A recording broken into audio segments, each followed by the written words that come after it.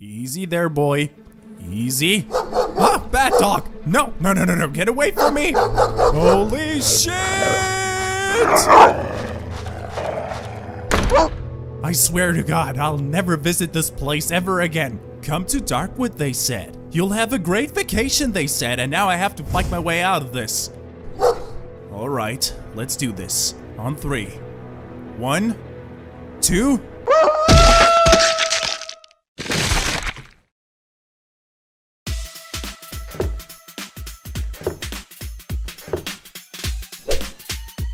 What the hell?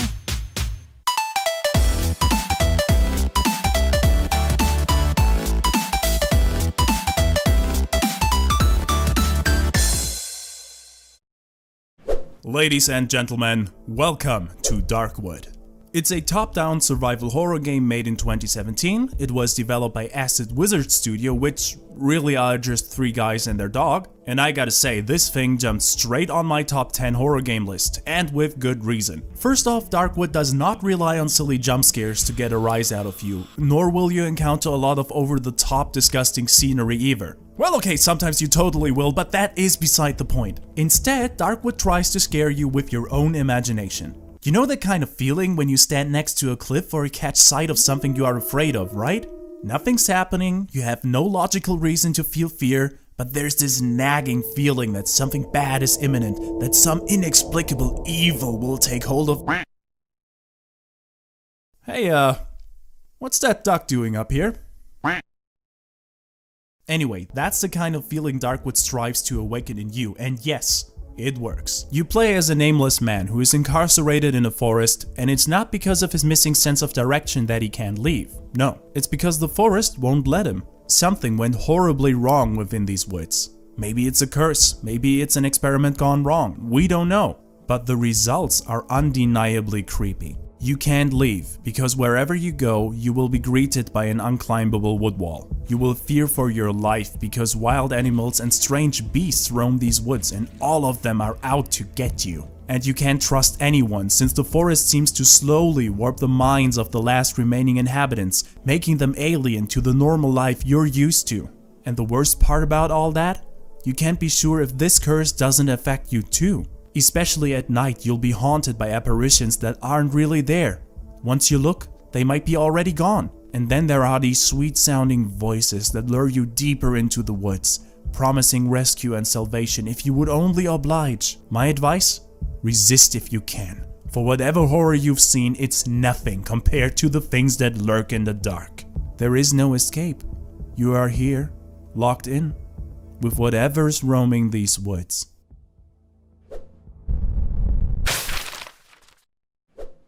Darkwood's story is as mysterious as they come. We start with a narration from what seems to be a paranoid maniac. He talks about a mysterious disease that plagues the land and its people, how everybody is out to get him and that there's no escape out of these accursed woods. After this brief exposition, the player takes control of the man, and indeed during the first supply run through the woods, a lot of things are just weird. The roads are overgrown and broken, the thicket is barely passable and... Oh my god, is that a corpse fused with a tree? Yeah, tell me how this is normal. Please? During his run, he encounters a wounded stranger who carries an even stranger key on him. He's never seen that man, so he must have found a way into the woods, and that means there still has to be a way out. Without missing a heartbeat, the man does what every good fellow would do. Carry the wounded guy back to his home and then heroically torture him to get the whereabouts of that secret exit. Now, thankfully, the stranger manages to escape and find a hideout for himself, but not without losing the key to the madman. So there you go, your task is set. Find the madman, get your key back, and use it to open the possibly last remaining underground tunnel, which is the only thing marked on your map. And this, ladies and gentlemen, is all you get. No explanation on why you're here or what's exactly going on, nothing. The only thing you can do is start looking and hope that you find something, anything that will set you on the right path. Oh, sweet little meat, all lost in the woods. Do you need help? Who said that? Over here, meat. Consider this your lucky day, human. I know what you lost and I can help you find it, but I won't do it for free. See that village there? Yes? In that village lives a chicken lady, and she's hiding something that doesn't belong to her. It's behind a locked metal door, and all I want you to do is go and bring me the key to that door. A key for a key. Sounds fair, right? Yeah, sure. Anything else? Scooby snacks, maybe?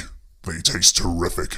And so you make your way to the village, which of course leads through a big portion of the deep dark woods. On your errand, you may feel tempted to get off course and explore such lovely locales like this abandoned camp that is now home to a pack of wild dogs. And what is this? Oh my, it's a burnt down settlement. Maybe I should go check there too. Just give me a moment.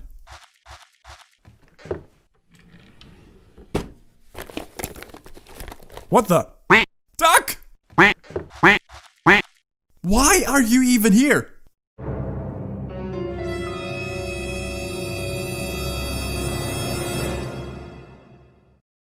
Yeah, just go. Anyway, I think it was worth it. I found a little something. Wait, these are just kids' drawings.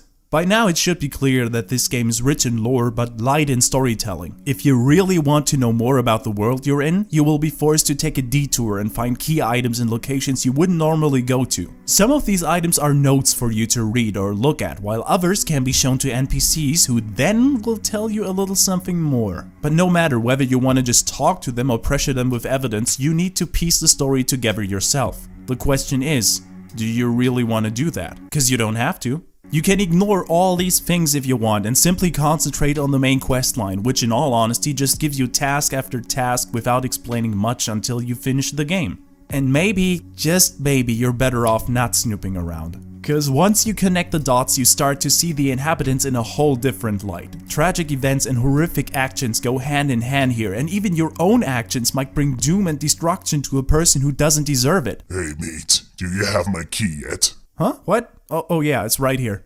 So here's a fair warning, your actions do have consequences. Some of them can be revealed by snooping around, which you don't have to, and some will be revealed at the end of the game. Choose carefully.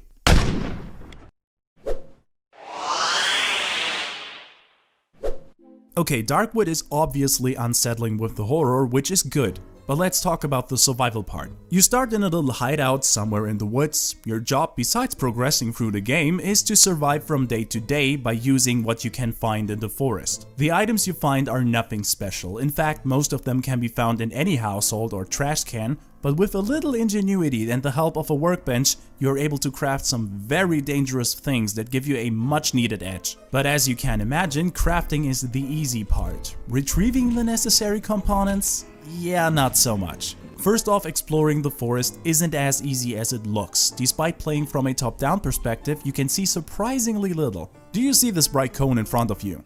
That's what you can actually see. The rest is only technically visible, meaning that you're able to recognize your surrounding area, but unless you turn around, you will never know if there's a trap, an item, or a monster that followed you for quite a while now. Second, you only got so much inventory space before you have to go back and unload your stuff in your hideout. If you want more, you have to go back and pick up the holy shit, a monster.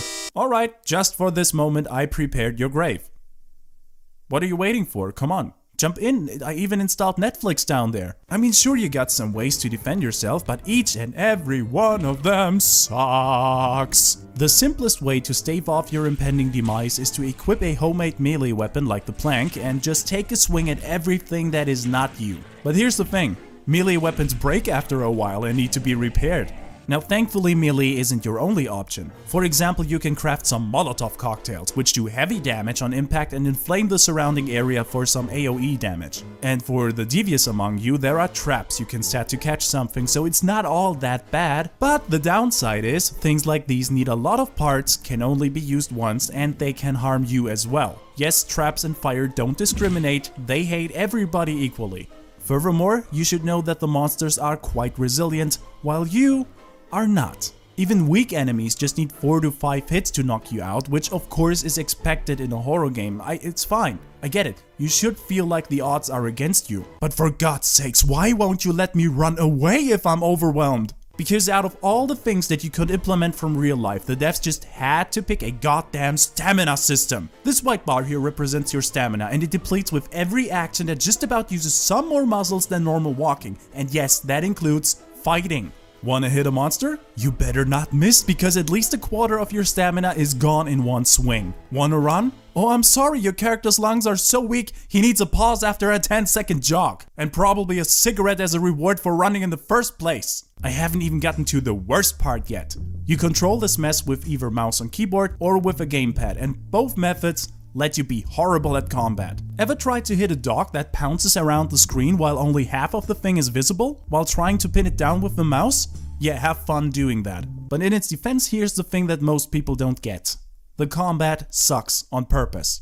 Think about it for a second. If you were in a situation like that, how would you react without training? You'd get tunnel vision, which you already have. The adrenaline causes your body to shake violently, and your actions might even be delayed because you're scared to death. Which explains the wind up animation before you actually hit something with a melee weapon. You're not a killing machine, and this is not a fighting game. The devs wanted to portray you, an everyday guy tackling an impossible situation. Things look a lot brighter, however, if you manage to get your hands on a gun or a rifle. Everything dies in 1 or 2 shots, which is a delight, but guess what? Sooner or later you won't have any ammunition left. I can help with that.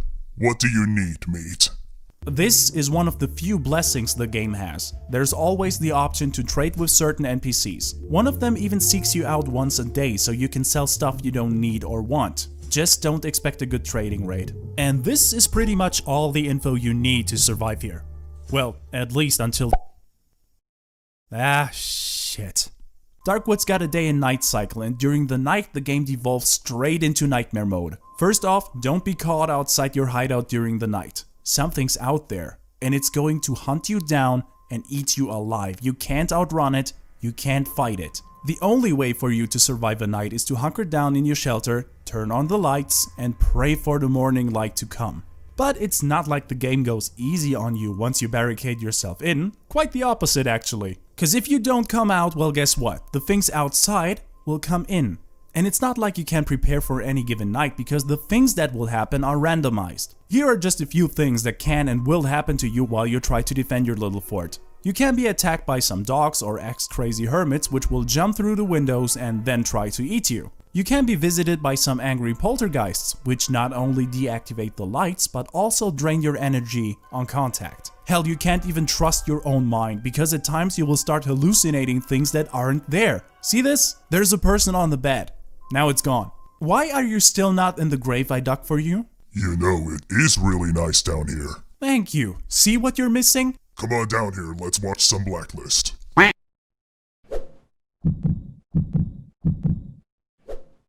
Don't sell the atmosphere in Darkwood short just cause it's 2D. In fact, I bet it will make you scream without using any jump scares. In addition to your limited field of view, Darkwood uses a powerful combination of shadow play and lighting to make you feel really fuzzy inside. Even if you can look unhindered into a corner, it's still a dark corner and you'll never know what's in there unless you have some form of illumination. Or you could just walk right into it and check with your hand. But lighting effects aren't the only thing the game's got going, despite the obviously desaturated color palette it uses. Darkwood's world has an abundance of little and not so little details in it, which make the whole shebang brim with personality. I didn't say that this personality is pleasing to the eye though. The rampant growth of the forest destroyed all infrastructure. Not only did it swallow whole streets, it left pretty much every building you find beyond inhabitable. For example, what was once an imposing church is now reduced to a pile of rubble with some seats left in it. The building is so run down that the front of it just gave way and lies on the ground. No matter where you go, the locations you visit are never dull. Subtle details are pretty much everywhere to be found and tell you a little bit about the location itself. Another example is the village you visit. It has a bakery with some ovens to, well, bake bread. But when you open up the adjacent door, you can see that they somewhat redefined the recipe. You did see nothing. Here, take this jar of minced meat and stay quiet. And that brings me straight to the character design, which is one of the truly outstanding things in this game. Due to too much exposure to nightmare fuel, everyone you come across is either mentally deranged, physically deformed, or both. It shows in their design, in the way they talk. There is not one person here that looks or behaves remotely healthy. But that's the beauty of it.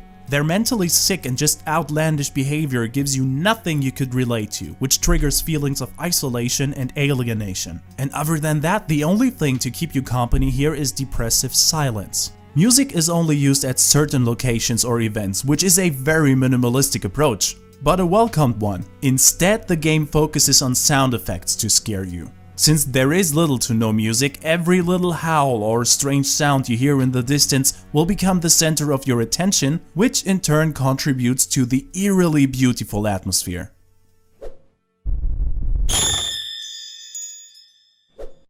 Just to be clear, extras are things that give the game some replay value or add to the general enjoyment of the game. And surprisingly, Darkwood earned some points in this category too. Every time you start a new game, the forest takes on a different shape and the sites within the forest change their location too. This roguelike element is a nice way to keep the game fresh if you ever want to pick it up again. Furthermore, there are 3 difficulty settings. On normal mode, you can die as many times as you want, you just lose some of your equipment on the spot you died. Now if you want a more challenging experience, then try out the hard mode. Everything works just the same, but if you die more than 4 times, your save state will be erased and you will be treated to one of the most depressing game over screens ever. Oh yeah, and the nightmare mode gives you only 1 life before that happens. Another cool thing is that you can tackle some of the quests in at least 2 or more ways, which do have an impact on the game later on. For example, you can kill everyone just like in Undertale, even the quest givers. The game won't even judge you. It will still leave a path open to get out of the forest, well, assuming you can find it without help, that is. And because I want to say thank you for watching, I give you a hint. The peaceful ending isn't the best ending.